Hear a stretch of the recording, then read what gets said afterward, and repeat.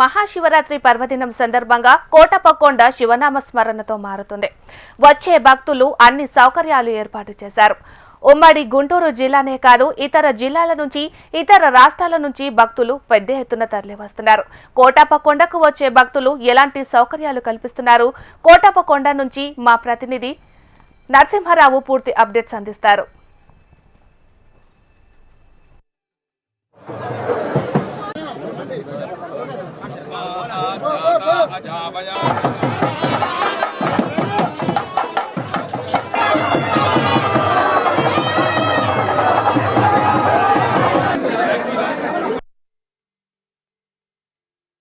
మహాశివరాత్రి పర్వదినం సందర్భంగా కోటప్పకొండ త్రికోటేశ్వర స్వామిని దర్శించేందుకు పెద్ద వ్యక్తిని కూడా వేలాది మంది భక్తులు తరలి వస్తున్నారు. కోటప్పకొండ శివనామ స్మరణతో మారుమోగుతుంది.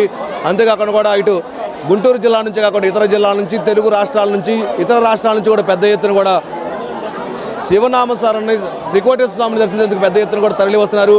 అయితే వచ్చేటువంటి భక్తులు ఈ కోటప్పకొండకు ఎక్కడి నుంచి వస్తున్నారు, ఈ కోటప్పకొండ చరిత్ర దీనిపై మనతో మాట్లాడి కొంతమంది భక్తులున్నారు. వారు సార్ చెప్పండి, మీరు ఎక్కడి నుంచి వచ్చారు? ప్రతి సంవత్సరం వస్తుంటారా? మేము నరసరావుపేట నుంచి వచ్చాము. ప్రతి సంవత్సరం త్రికోటేశ్వర స్వామిని తెల్లవారుదామనే దర్శనం చేసుకోవటం మాకు చిన్నప్పటి నుంచి అలవాటు. కోటప్పకొండ అంటే కోటి వేలుపుల అండ కోటప్పకొండ. కోటప్పకొండ అంటే ముందుగా గుర్తుకొచ్చేది మా కోడెల గారు. కోడెల గారు అంటేనే కోటప్పకొండ, కోటప్పకొండ అంటేనే కోడెల గారు. అలాగే ఇప్పుడు స్థానిక శాసనసభ్యులు డాక్టర్ చదలవాడ అరవింద్ బాబు గారు 25 రోజుల నుంచి ప్రతిరోజు ఉదయం మధ్యాహ్నం సాయంత్రం కొండకొచ్చి భక్తులకు కావాల్సిన సౌకర్యాలని దగ్గరుండి పర్యవేక్షిస్తున్నారు. అందరికీ మహాశివరాత్రి శుభాకాంక్షలు. సార్ చెప్పండి, ఏంటి కోటప్పకొండకి ఎప్పుడు వస్తుంటారా? కోటప్పకొండ చరిత్ర ఏంటి? మేము ప్రతి సంవత్సరం వస్తుంటామండి. తప్పకుండా త్రికోటేశ్వర స్వామిని దర్శించుకుంటాము. హరహర మహాదేవ శంభో శంకర.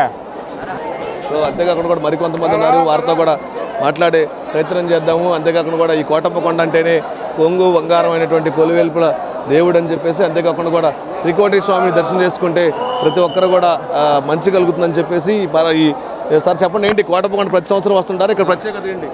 చాలా ఆహ్లాదకరమైనటువంటి వాతావరణం జరిగింది. చక్కటి ఏర్పాట్లు చేశారు, చాలా బాగుంది. ఈ ప్రతి సంవత్సరం లాగే ఈ సంవత్సరం కూడా భక్తులకి దర్శనానికి కావాల్సినటువంటి అన్ని ఏర్పాట్లు కూడా చేశారు. చాలా బాగుంది. సో ఇది మనం చూసుకున్న మొత్తానికి కోటప్పకొండ శివనామస్మరణతో మారుమోగుతుంది. వేలాది మంది భక్తులు తరలి వస్తున్నారు త్రికోటేశ్వర స్వామి దర్శించేందుకు. ఒకవైపు ఎవరైతే ఉన్నారో ఈ కోటప్పకొండని దర్శించేందుకు చెప్పండి. వరంగల్ కోటప్పకొండ ఆట వస్తాం, మా తల్లిదండ్రులు ఆంజ వస్తాం. మాకు దేవుడు మంచి సహకారం చేస్తాడు, మంచిగా అందరం ఇస్తున్నాడు. ఎప్పటికీ వస్తాం, దర్శనం చేస్తాం, మంచిగా దేవుడు సహకారం చేస్తాడు, మంచిగా వస్తాం. ప్రతి సంవత్సరం వరంగల్ నుంచి 100 మంది వచ్చామండి. నా కొడుకు ఇండియన్ ఆర్మీ రాజస్థాన్ నుంచి వచ్చిండు. మంచి సో అంతేకాకుండా కూడా మాట్లాడు చెప్పండి, ఏంటి కోటప్పకొండ ఇంతకుముందు ఎప్పుడు వచ్చారు, ఇప్పుడే రావడం? వచ్చాము సార్, చాలాసార్లు వచ్చాము. మేము హైదరాబాద్ నుంచి వచ్చాము.